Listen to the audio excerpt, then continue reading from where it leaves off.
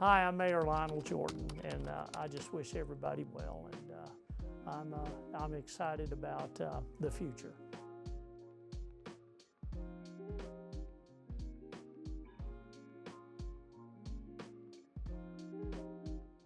We started building a lot of trails, to be honest with you, and I wanted to build trails. I wanted everybody to have alternative transportation. So we started building trails, and I think when I became mayor, we had about 20 miles trails. Now we got over 120. And then we started looking at the regional park down on where Kessler is.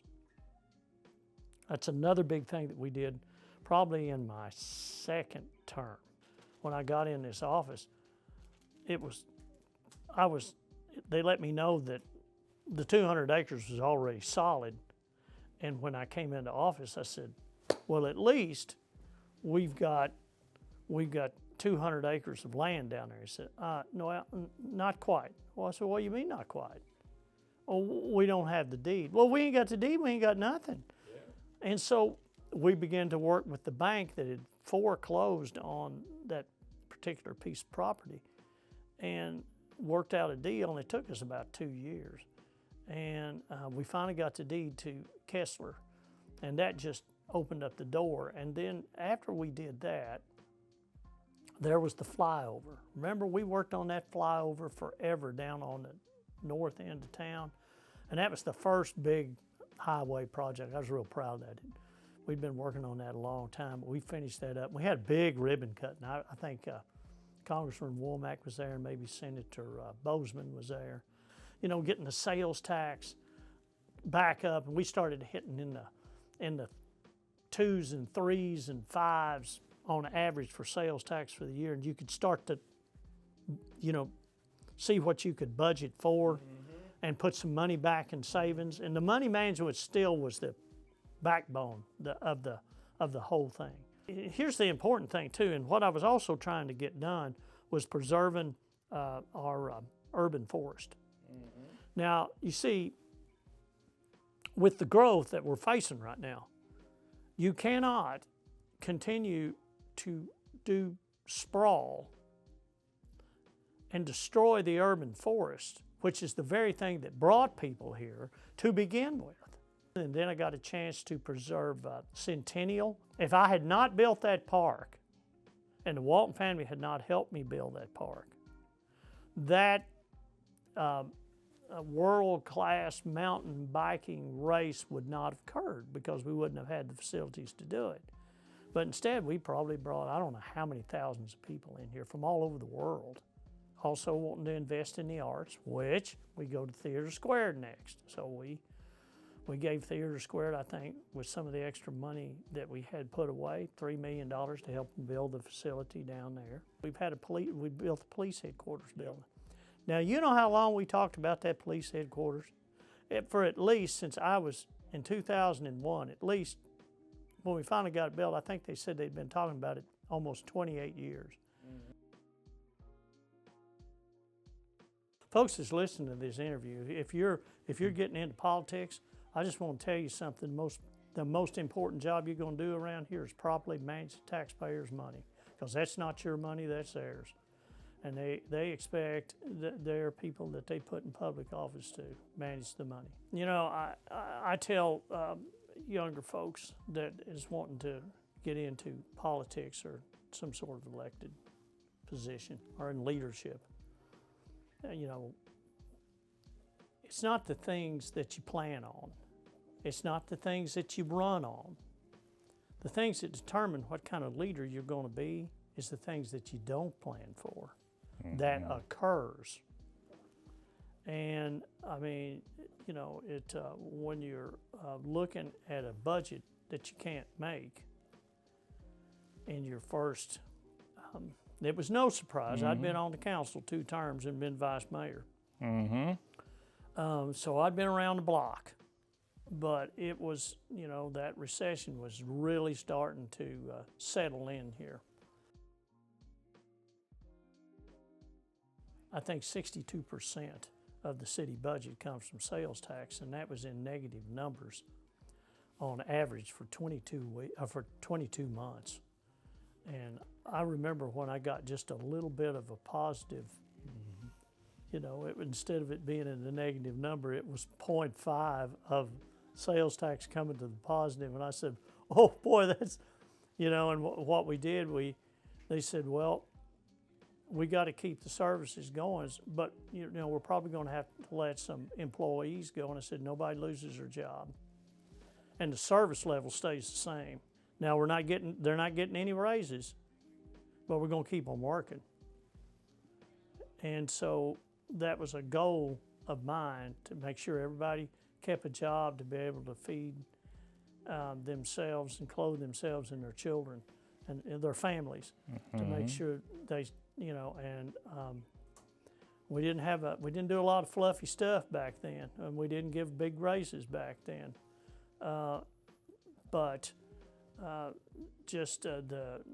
Paul Becker, I attribute a lot of that to Paul Becker. He's been a great money manager for this city, and I've always prided myself in properly managing the taxpayers' money. And then we went from that to about $1.5 million left in reserves, the unrestricted reserves, to, I believe, the last count, we used some of it this year because sales tax was soft. We've got about $20 million in there, so we have, and that's, that leaves a good buffer for the Mayor Ron that's coming into this office. So I have really prided myself, if you will, on being able to properly manage taxpayers' money.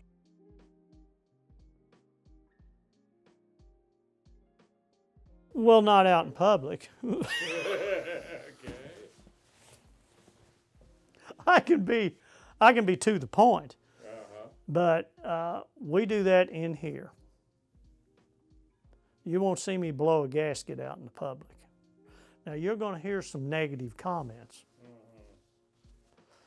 And that's where you go, okay. And you just don't. You got to keep your emotions in control. Because you lose your temper, they're going to see that. Criticism is an interesting thing. They're going to criticize you if you make the right decision. And you know what? They'll criticize you if you make the wrong decision. And they'll criticize you if you don't make any decision at all. And what I try to do is look at what I got, make the best decision I know how to make, and just keep right on going. You kind of think, like the old saying is, well, what would Diana think, or what would my mama think, to watch me blow a gasket like this? But it's I think about that. You're out in the public, and everybody's watching you. And that's the thing about these political offices. Everybody's watching you. Oh my God. Sleep in. No, I'm. The first thing I want to do, Doug, I think I'm going to take. Now at my age, I can take free classes at the university, I believe. I'm going to take some more classes. I did all those 80 hours of business courses. I think I'll take some philosophy courses this time, maybe. You laugh, but I'll tell you what, some philosophy courses can do people some good. Yep, I think so. I want to take some of those and work toward a degree. I want to, I've had some calls from, some of the, I think I had a call from the Northwest Arkansas Labor Council that wants me to visit with them. I've always, fought for workers' rights. I'm probably going to get a little more involved with the senior Democrats, to be honest with you. I'm not going to lack for anything to do, and I'm not one to, I don't do too much couch potato stuff. That's not really, I'm not geared that way. I have to stay mobile. I'm a restless soul, so I have to stay busy. I'm going to stay busy. And I'll be around. I'll be around, and you know, whatever help that the city might need, I'll be glad to do it. I'll be glad to do it. Now, you know, I know that Mayor Ron has her own vision for what this city should be. I support that, whatever it is. It's her city now, and I respect that.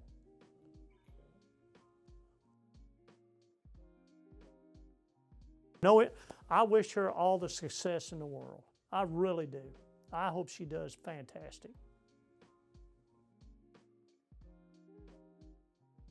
If you don't have somebody that will stay in there with you, you won't make it. Yeah, You just won't make it. that's true. She was the first person that believed I could actually do this job.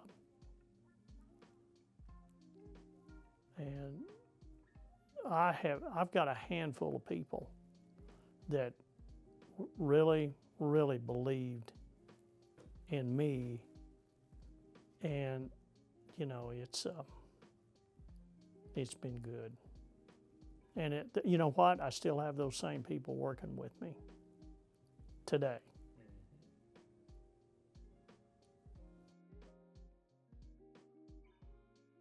I came in here from the University of Arkansas, and I was, you know, I'd been in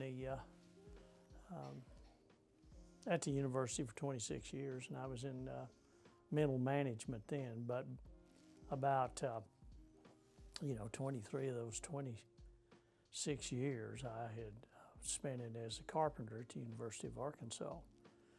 And a lot of folks said, well, they thought I would, with my lack of education, would be actually an embarrassment somewhat to the office of mayor, but 4 terms later, they thought I did a pretty good job. I work at least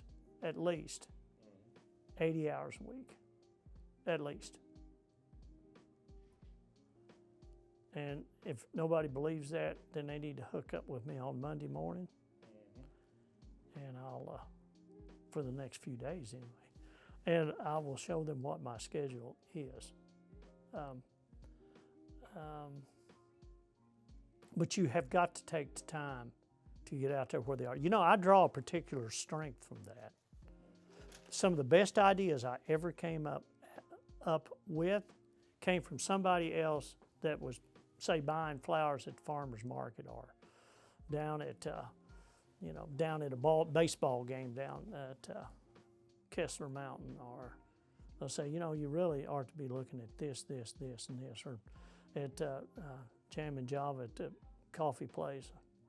You know, I've got a few of the folks I sit around with on Saturday morning for a little bit of time and before the farmer's market gets going. You know, they're early risers too. So, you know, we visit. And you know, and I just say, what are you hearing? And, you know, and then what I like to do is the about town pictures has been a huge thing for me, because I started that Facebook page, and I started it, and I thought, hey, you know, it started with somebody said, would you take a picture? Can my son take a picture with you? My daughter take a picture with you? I said, sure. And we took pictures, and I thought, well, that seems to be. So I started just snapping pictures, just going around square snapping pictures. And wherever I was at, snap more pictures. And people really got into that, are still into that.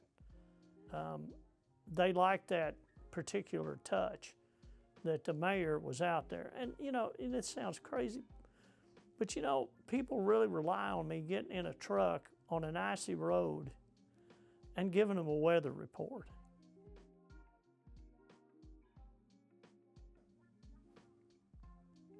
I'm going to leave here in a couple weeks.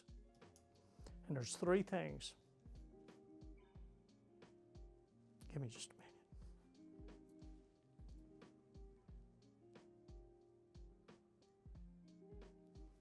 minute. There's 3 things I want the people to remember about me. The was taught to me by my father, and I mentioned that last night. I want them to always remember me as reliable, dependable, and due to tie to in a tight spot. My dad told me that years ago. He said, always be reliable, dependable, and due to tie to in a tight spot, and surround yourself with people that believe that very same thing. And I have been fortunate to be surrounded by people that believe that. What that means is it don't get too rough. It don't, you know, when you get in a tight spot, that's like you may have an ice storm. That's a tight spot. Yeah. And I've been in some tight spots.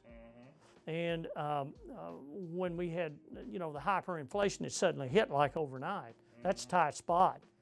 And when you've got a pandemic going on in your city, that's a tight spot. When the economy has completely tanked, that's a tight spot. And what my dad always meant by that, due to tie to, that when people are scattered, you got to be an anchor. You got to be solid. You got to show them some stability. Be somebody that'll do to tie to in a tight spot, not only for yourself, but for other people. You got to be reliable, got to be there, got to be dependable, always be counted on. And I've governed my life by that.